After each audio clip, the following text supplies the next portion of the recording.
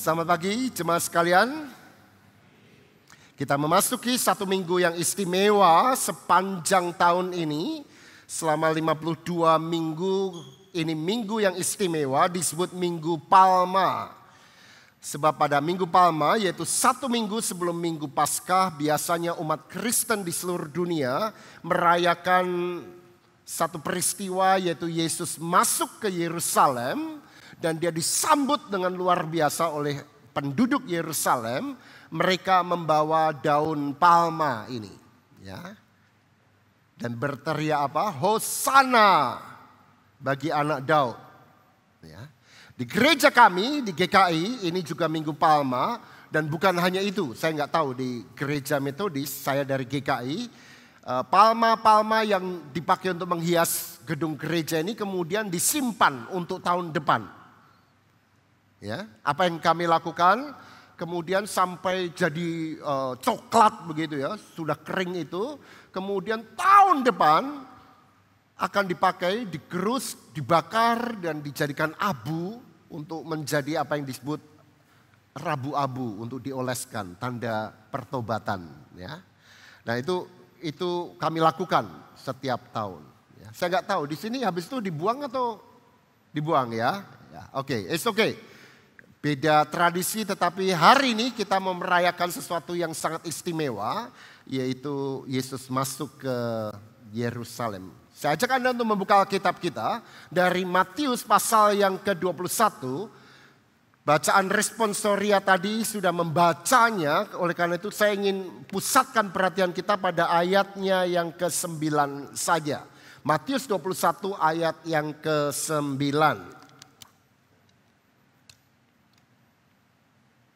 Saya akan bacakan untuk kita semua saudara. Dikatakan demikian. Orang banyak yang berjalan di depan Yesus dan yang mengikutinya dari belakang berseru, Hosana bagi anak Daud. Diberkatilah dia yang datang dalam nama Tuhan. Hosana di tempat yang maha tinggi. Nah saudara yang terkasih dalam Tuhan Yesus Kristus. Ada yang tahu arti kata Hosana? Ada yang tahu? Kita menyebut berkali-kali kata Hosana itu, ya, dicatat pada ayat yang ke-9 ini. Nah, saya akan mengucapkannya 3 kali, saudara, kata Hosana ini dan tolong Anda tebak, ya, kata atau ekspresi mana yang paling tepat untuk menggambarkan Hosana ini. Yang pertama, saya akan berkata begini. Hosana, ya, gembira, ya, Hosana. Itu yang pertama. Yang kedua, Hosana, Hosana. Yang ketiga, saya akan mengekspresikannya begini. Hosana. Nah, menurut Anda ekspresi mana yang tepat untuk menggambarkan kata atau arti kata Hosana? Yang pertama, Hosana atau Hosana atau Hosana. Nah, tolong angkat tangan Anda, jari Anda kalau Anda setuju yang pertama, 1. Kalau Anda setuju kedua, 2. Setuju ketiga, 3 gitu ya. Mari kita angkat tangan kita dan saya mau lihat menurut Anda Hosana itu pujian atau keluhan atau penegasan. Angkat tanganmu, jari 1, 2 atau 3. 1, 1, 1, 1, 1, 2, 2, 2, ya banyak 1, 1, 1, nggak ada yang 3. Ada yang 3. Jadi kandidatnya 58% 1. Loh kok kayak pemilu. Ya. Lebih banyak 1, sebagian kecil memilih nomor 2. Mana yang betul saudara? Hosana itu sebuah ekspresi kegembiraan mirip dengan haleluya, puji Tuhan. Atau dalam kesedihan kita memohon dan meratap. Kalau Anda belajar bahasa Yunani, kata yang tepat sebenarnya bukanlah Hosana, tetapi Hosiana. Hosiana. Dan arti Hosana atau Hosiana sebenarnya lebih tepat digambarkan dengan ekspresi yang pertama atau kedua? Ketiga, hapuskan. Ya. Satu atau dua? Yang betul adalah kedua. Loh, masa sih? Sebagian orang Kristen memahami hosana itu pujian, ya, gembira, haleluya, seperti itu. Lain, haleluya memang memuji Allah, bergembira. Hosana artinya apa? Selamatkanlah kami sekarang. Dia sebuah ratapan, sebuah keluhan yang diberikan pada Tuhan. Dan karena itu mana ada orang mengeluh, hosana, nggak ada. Dia adalah sebuah ekspresi Tuhan, selamatkanlah kami. Jadi beda dengan haleluya. Nah, semoga mulai hari ini Anda paham bahwa hosana adalah teriakan minta tolong. Dan dari keempat Injil yang kita miliki, Matius, Markus, Lukas, dan Yohanes, hanya Injil Lukas yang ketiga yang tidak mencatat kata Ibrani hosana. Matius, Markus, dan Yohanes mencatat kata Ibrani hosiana itu. Kenapa? Karena Lukas memang ditulis untuk orang-orang non-Yahudi. Jadi menurutnya tidak terlalu penting orang-orang non-Yahudi yang tidak paham bahasa Yahudi itu diekspos dengan kata-kata Yahudi. Tetapi yang jelas adalah keempat Injil ini sama-sama mengutip dari Mazmur 118. Maka penting sekali kita memahami makna hosiana dan bahkan makna Yesus masuk ke Yerusalem ini dengan membaca dari Mazmur 118. Ya. Oleh karena itu mari kita buka Alkitab kita dari Perjanjian Lama, Mazmur 118. Hanya dengan menempatkannya dalam konteks ini kita bisa tahu apa sebenarnya, kenapa mereka berteriak hosiana. Pada ayat yang ke-25 dan 26 dikatakan begini saudara. Saya bacakan dari TB edisi 2, terjemahan baru edisi 2. Ya Tuhan, berilah kiranya keselamatan. Tuhanku, berilah kiranya kesejahteraan. Dan kemudian muncullah ayat yang ke-26 yang dikutip oleh keempat Injil. Dikatakan diberkatilah dia yang datang dalam nama Tuhan. Kami memberkati kamu dari dalam rumah Tuhan. Ya. Jadi kata hosiana ini muncul di mana saudara? Muncul di ayat yang ke-25. Ya, saya tuliskan bahasa Ibraninya. Kalau mau dibaca bahasa Ibraninya, ya, dikatakan di sana Ana Adonai Hosiana. Ya, Yahweh tidak boleh disebut Yahweh, maka diganti dengan kata Adonai ketika diucapkan. Ana Adonai Hosiana, Ana Adonai Hatslikana. Ini kata Hosiana. Artinya apa? Selamatkanlah kami. Jadi hari ini kita belajar sama-sama hosiana bukan pujian tapi teriakan minta tolong. Saya ajak Anda untuk mendalami lebih dalam lagi dengan 3 refleksi yang menarik tentang hosana ini saudara. Refleksi kita yang pertama. Kalau Anda membaca Mazmur 118, buka Alkitab Anda, LAI memberi judul apa? Mazmur 118 diberi judul nyanyian merayakan kemenangan. Isinya gembira semua. Bahkan pada ayatnya yang pertama ada sebuah pengakuan, bersyukurlah kepada Tuhan sebab Dia baik, sesungguhnya untuk selama-lamanya kasih setianya. Dan kalau Anda baca itu semua pengakuan Allah baik, Allah baik, Allah baik. Muncul ayat yang ke-25, hosiana, ratapan, keluhan, rintihan. Tolong selamatkan kami Tuhan. Kok aneh ini Mazmur aneh saudara. Bersyukur, bergembira, bersukacita, di tengah-tengahnya meratap.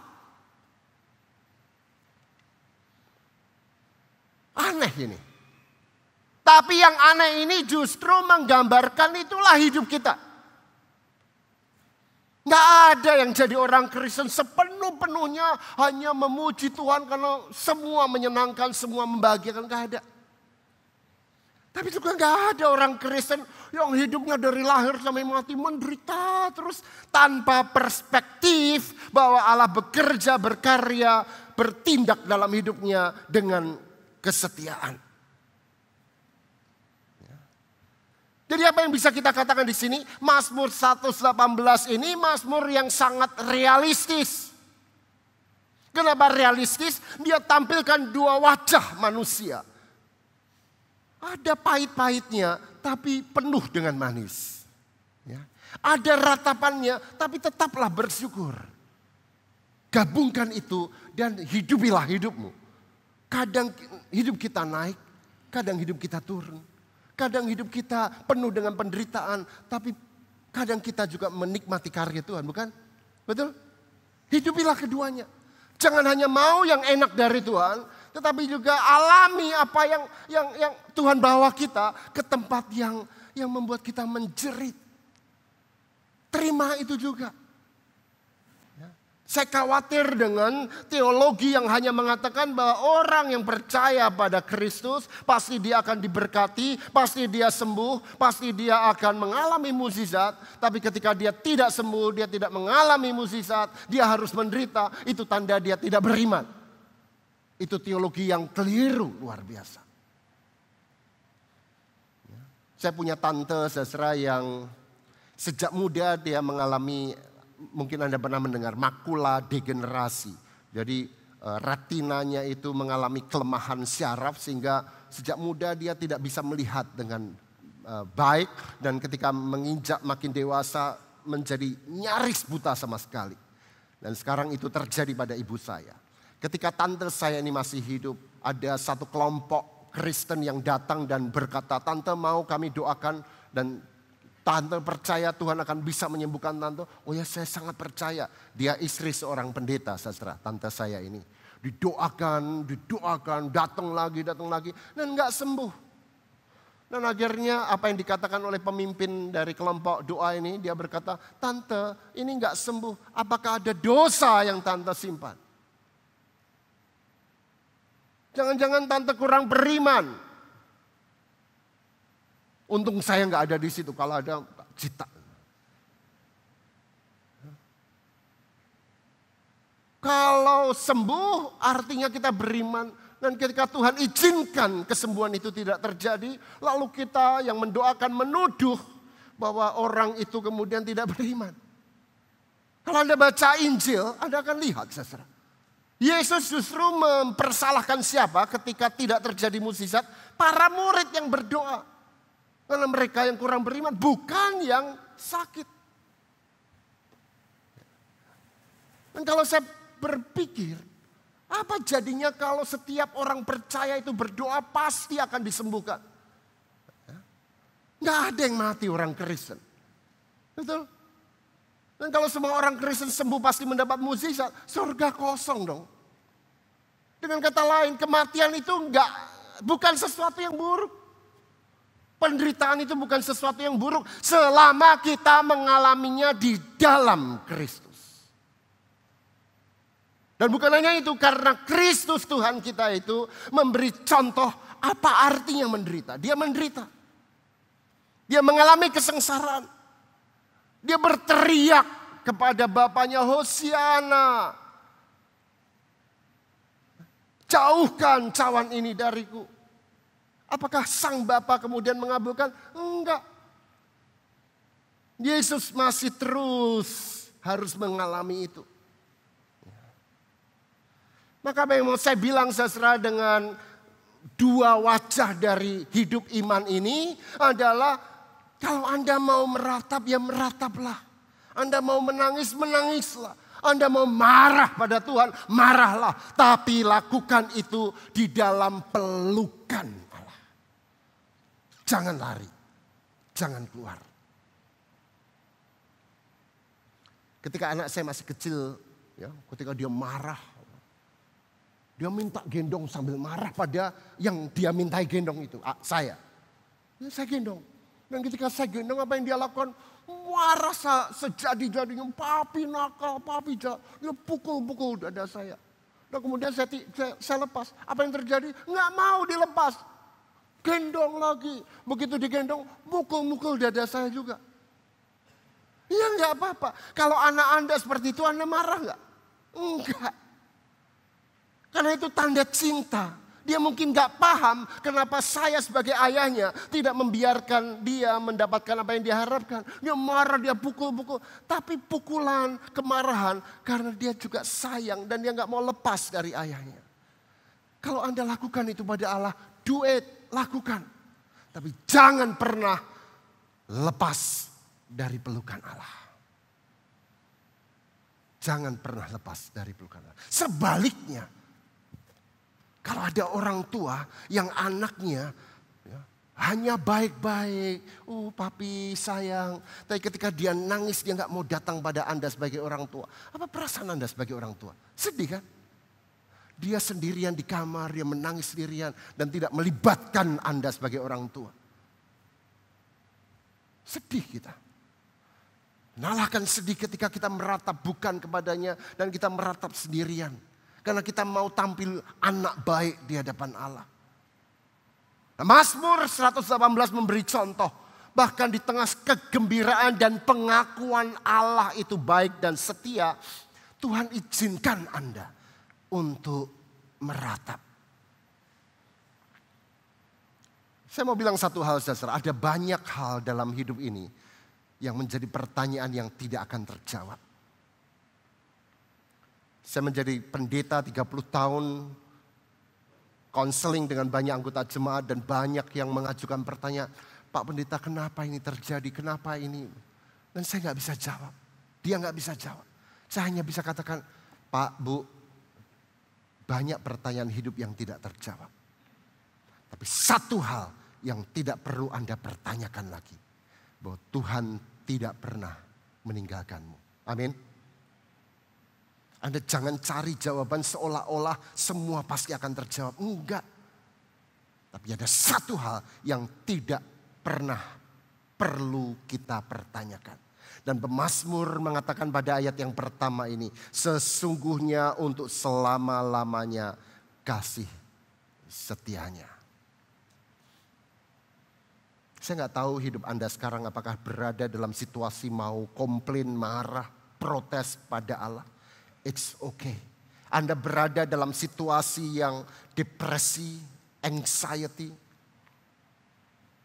Banyak hamba Tuhan yang tidak lagi belajar dan kemudian mengatakan, oh orang Kristen kalau anxiety, kalau depresi punya persoalan mental, tanda dia nggak beriman, tanda dia kurang berdoa.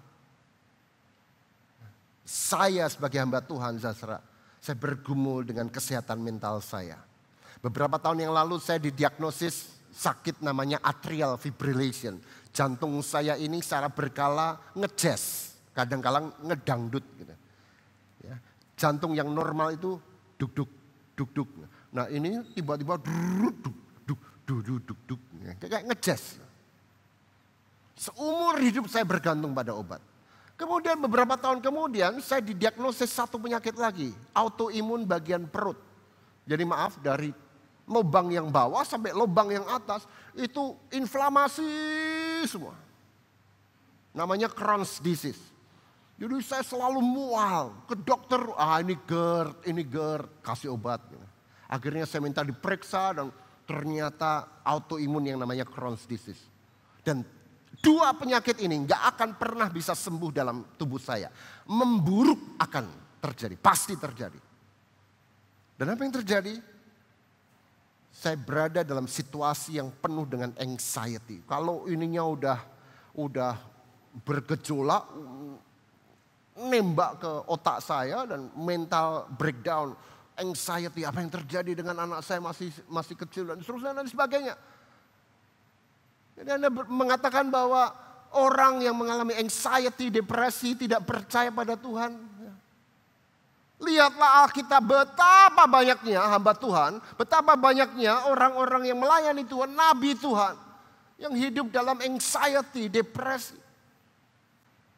Tapi satu hal yang tidak pernah hilang adalah Walaupun mereka meratap pada Tuhan, mereka mengeluh pada Tuhan. Mereka melakukannya di dalam pelukan cinta Tuhan. Dan itu yang terpenting. Saya nggak tahu berapa banyak dari Anda yang sampai hari ini masih terus bergumul dengan anxiety Anda, kesehatan mental Anda. Saya doakan Anda. Mungkin Anda akan terus mengalaminya, tapi alami itu di dalam pelukan cinta Tuhan. Itu yang pertama, refleksi kita. Yang kedua, ketika orang banyak menyambut Yesus masuk ke Yerusalem, mereka berteriak Hosiana, yang artinya apa? Selamatkanlah kami. Pertanyaannya adalah, selamatkan kami dari apa? Atau dari siapa? Nah, banyak penafsir bagian ini menafsir ada dua pihak yang dari mereka orang itu berteriak pada hari itu untuk diselamatkan oleh Yesus. Yang pertama mengatakan, selamatkanlah kami dari penjajah Romawi. Jadi ini tafsir yang sangat politis. Ya, karena mereka dijajah oleh pemerintah kekaisaran Romawi, maka mereka menganggap Yesus adalah Mesias politik yang akan membebaskan bangsa Yahudi dari penjajahan Romawi. Tapi tafsir yang kedua menspiritualkan permohonan Hosiana ini dengan mengatakan selamatkanlah kami dari kuasa dosa. Jadi nggak ada urusannya dengan politik, tapi dari kuasa spiritual, kuasa dosa, kuasa gelap. Mana yang betul? Dua-duanya betul. Tapi hari ini saya ingin ajak Anda untuk melihat dari perspektif yang lain. Mungkin ada yang ketiga. Kenapa mungkin ada yang ketiga? Mari kita buka kembali Matius pasal yang ke-21 tadi. Sangat menarik. Setelah Yesus disambut masuk ke Yerusalem, orang berteriak, Hosiana, selamatkanlah kami. LI memberi judul peristiwa berikutnya apa? Buka Alkitab Anda, Matius 21 ayat yang ke-12 dan seterusnya. Yesus menyucikan bait Allah. Dan kalau Anda lihat di Injil Markus, Yesus menyucikan bait Allah. Di Injil Lukas, Yesus menyucikan bait Allah. Jadi konsisten tiga Injil ini mengatakan Yesus disambut dan orang berteriak selamatkanlah kami. Dan setelah itu Yesus langsung ke bait Allah menyucikan bait Allah yang bobrok. Loh, kenapa itu? Apa yang terjadi? Ketahuilah saudara, 200 tahun sebelum Yesus hidup, orang Yahudi sudah dijajah oleh pemerintah Seleukid, pemerintah kafir. Dan pada saat itu kaisar kafir yang bernama Antiochus Epiphanes, dia mencemari bait Allah. Dengan cara apa?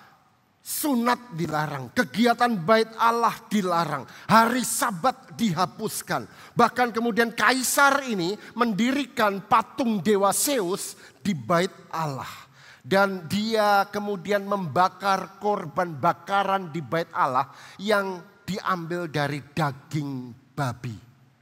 Ini daging haram buat orang Yahudi. Dengan kata lain, kaisar kafir ini kemudian menajiskan bait Allah. Dan kemudian muncullah satu orang yang bernama Makabe. Dari mana kita semua tahu? Kalau Anda tahu secara kita Katolik, ya ada PL, ada PB. Di antara PL dan PB mereka punya kitab yang namanya apa? Deuterokanonika, betul? Nah, salah satu kitab itu namanya 1 Makabe. Dan dalam 1 Makabe diceritakan semua ini.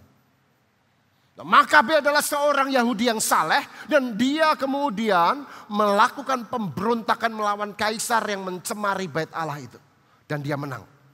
Dan dalam surat Makabe itu dikatakan bahwa Makabe masuk dalam kemenangan ke Yerusalem. Dan orang-orang menyambut dia dan memakai daun palma. Dan mereka menghantar atau membentangkan kain untuk menyambut Makabe yang menang melawan kaisar yang kafir ini.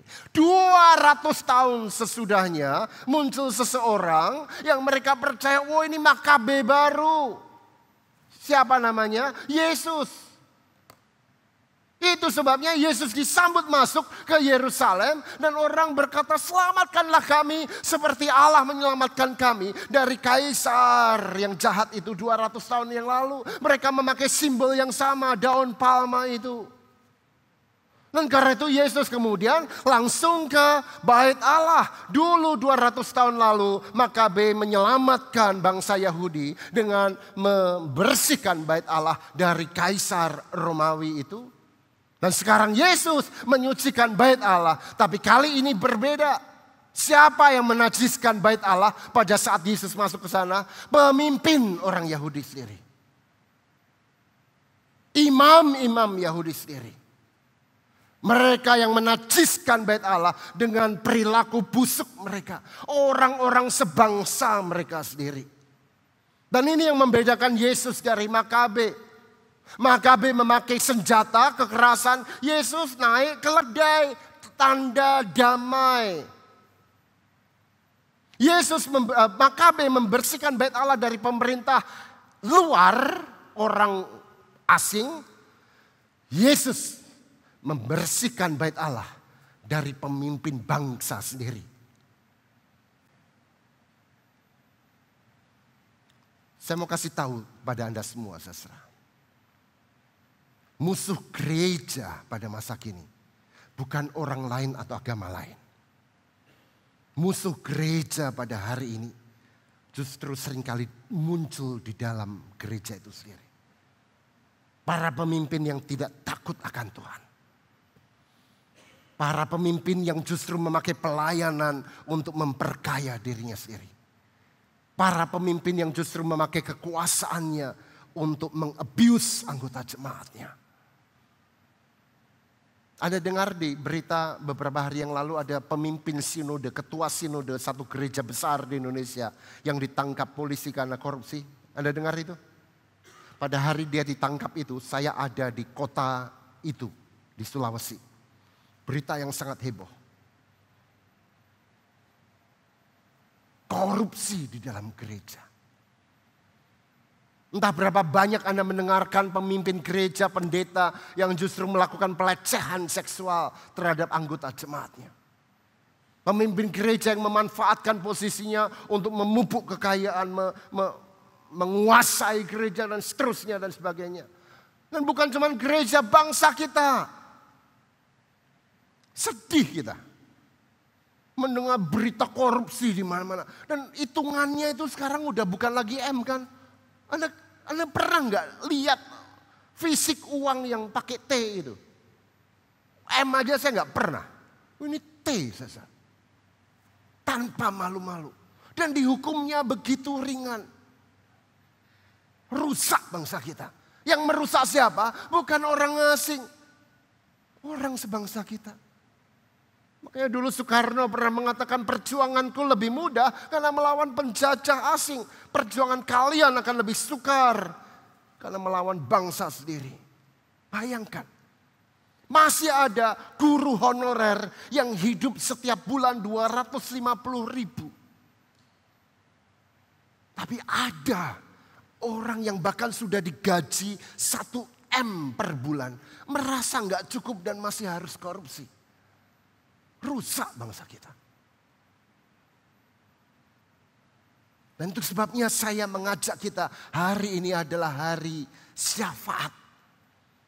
Berdoalah. Hosiana, selamatkanlah kami. Selamatkan kami dari orang-orang yang akan menghancurkan gereja, entah dimanapun itu. Menghancurkan bangsa kita, menghancurkan hidup rakyat kita. Betapa relevannya bacaan Injil ini. Karena kita masih terus harus berdoa, selamatkanlah kami Tuhan. Yang terakhir, yang ketiga, refleksi kita.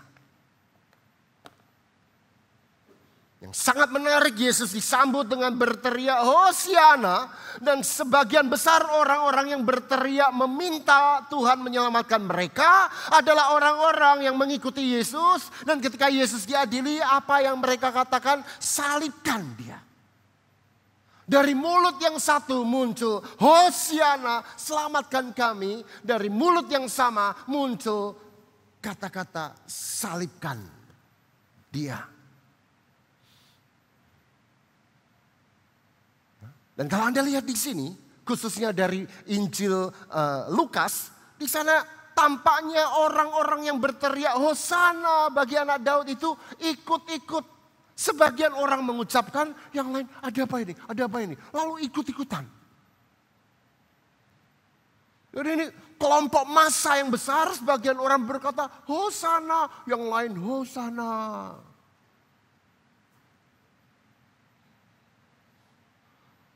Ini bukan cuma zaman sekarang. Zaman Yesus sudah terjadi. Sekarang lebih-lebih. Banyak orang Kristen itu yang cuma ngetren aja. Trennya, wah ada khotbah tentang mukjizat, datang semua. Ya. Ada pengkhotbah baik, semua datang. Jadi kita ini seperti ikan yang ngikuti tren. Sampai pada titik di mana saya berpikir, jangan-jangan apa yang benar itu selalu jalannya sepi. Maka nggak heran Yesus mengatakan apa? Ya, atau nyanyian sekolah minggu. Ada dua jalan, betul? Yang satu lebar, banyak orang mendatangkan celaka. Yang lain apa? Sempit, sepi, tapi mendatangkan selamat. Saya nggak setuju dengan itu. Tidak ada dua jalan, hanya satu jalan saudara. Bedanya apa? Di satu jalan ini semua orang ke sana ikut tren. Wah, semua orang ke sana, Anda ke sana melawan arus. Makanya tabrakan, berbenturan. Yang lain menuju ke sana, kita menuju sebaliknya. Satu jalan. Jadi hati-hati jadi orang Kristen. Ketika Anda melihat tren kekristenan, semua menuju ke sana. Ayo ikut. Selalu kritis dan berpikir jangan-jangan jalan yang benar selalu adalah jalan yang sepi itu. Semua orang berteriak, Hosana selamatkan kami. Beberapa hari kemudian mereka berteriak apa? Salibkan dia. Tetapi Yesus lain. Mari kita lihat Yohanes 12 ayat 27-28. Apakah Yesus juga berkata, selamatkanlah kami, salibkan dia? Yohanes 12 ayat 27-28 mengatakan, sekarang jiwaku tergoncang. Dan apakah yang akan kukatakan, Bapa selamatkanlah aku dari saat ini? Tidak. Sebab untuk itulah aku datang ke dalam saat ini. Bapa muliakanlah namamu. Jadi alih-alih Yesus berkata kepada Sang Bapa Tuhan, Sang Bapa selamatkanlah aku. Yesus berkata, tidak. Yang penting adalah engkau dipermuliakan. Ya Bapa. Semoga hari ini Anda dan saya ditegur. Untuk tidak menjadi orang-orang Kristen yang ikut-ikutan. Semua memuji Tuhan, puji Tuhan. Selamatkan aku. Kali lain semua mengutuk Allah. Dan kita ikut mengutuk dia. Sebelum tadi khotbah disampaikan, kita menyanyikan lagu. Mengikuti Kristus itu kesukaanku. Dan saya berdoa sungguh. Semua anggota jemaat GMI Immanuel ini punya kesukaan mengikuti Yesus. Apa yang Yesus katakan, bukanlah selamatkanlah kami, salibkan dia. Tetapi selamatkanlah dia, salibkanlah aku. Doa saya sungguh adalah supaya Anda punya gaya hidup Kristus semacam ini. Meneladani Kristus yang rela berkata, Tuhan, kalau perlu salibkan aku. Supaya mereka selamat. Itu ciri orang-orang yang menampilkan Kristus dalam hidupnya. Kita dipanggil untuk meneladani Kristus. Menangis untuk apa yang membuat Kristus menangis. Tertawa, tersenyum, apa yang membuat Kristus tersenyum. Marah pada apa yang membuat Allah marah. Mencintai siapa yang Allah cintai. Dan kalau itu sudah Anda miliki, bersyukurlah engkau. Sesekali kita meratap, sesekali kita mengeluh. Tapi kita lakukan itu di dalam pelukan sahabat kita, Kristus itu. Saya berdoa supaya hari ini Anda sungguh boleh berkata seperti Kristus. Tuhan selamatkanlah mereka. Jikapun perlu salibkanlah aku. Kenapa kita bisa berkata begitu? Karena kita sudah menerima anugerah yang terbaik itu. Amin. Mari kita satu dalam doa. Tuhan, izinkan hamba-Mu berdoa untuk setiap orang dalam ruang ibadah ini. Supaya dalam hidup mereka, ketika mereka bergumul berada di lembah bayang-bayang maut, mereka mengeluh, merintih, meratap, tetap di dalam pelukan cinta Tuhan. Jangan biarkan mereka lari dari-Mu Tuhan. Tangkap selalu mereka. Pegang teguh tangan mereka. Supaya sekalipun mereka dalam keadaan marah pada situasi kehidupan, mereka mengalaminya di dalam pelukan cinta Tuhan. Bahkan lebih dari itu, izinkan mereka belajar untuk mencintai apa yang putra-Mu cintai. Marah pada apa yang membuat Kristus marah. Bersedih pada apa yang membuat Kristus bersedih. Mencintai apa yang Kristus cintai. Mereka menjadi serupa dengan Kristus, sahabat kami itu. Terima kasih Tuhan, terima kasih. Dalam waktu 1 minggu ini, biarlah menjadi hari-hari yang makin membuat kami dekat dengan salib itu. Membuat kami makin melihat jelas cinta kasih Allah di dalam peristiwa pahit penyaliban Kristus. Dan dengan itu kami menjadi makin memperlihatkan wajah Kristus di dalam wajah kami. Terima kasih Tuhan, terima kasih. Kata-kata hamba-Mu akan selesai. Tapi biarlah Roh-Mu yang kudus menerjemahkan kembali kebenaran firman Tuhan ini dalam konteks hidup kami masing-masing. Ini doa kami yang kami panjatkan hanya di dalam nama Tuhan kami Yesus Kristus. Yang percaya katakan amin. Tuhan berkati kita.